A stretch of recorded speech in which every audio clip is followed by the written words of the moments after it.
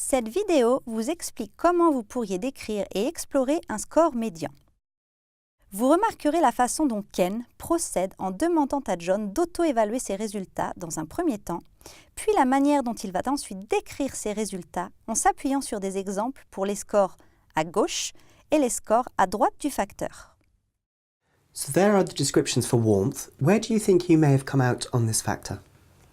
I think I'm probably leaning a little bit towards the left-hand side. I know within my role in sales that I tend to get to know customers only, well, not superficially, but I get to know them enough to find out what their needs are. But with family, etc., I'm probably get a little bit closer. So I'm probably leaning a bit more task-based and a little on that side, I would think.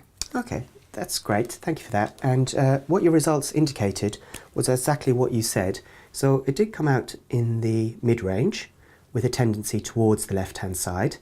And just to remind you, in the introduction I said I'd be giving you a range. And what that actually indicates is if you were to take it again, it might be that you actually come out in the left-hand side or a bit more clearer into the mid-range.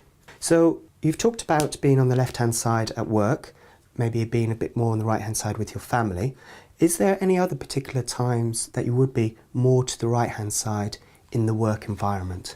I think with peers, working alongside people, I get that rapport going a little bit more. If I'm working with the people that I'm managing, then I tend not to get to know them well because I might have to make some vital decisions and difficult decisions as well. Okay, that's great, thank you. How does this result relate to you at work? Because obviously you have to meet and interact with a lot of people. Yeah, so when I'm meeting customers, again, I get to talk to them in depth and I get to know them to a certain extent, but really to find out what their needs are and then hopefully manage to help and resolve their needs and work with the customer on that basis. Okay, that's great.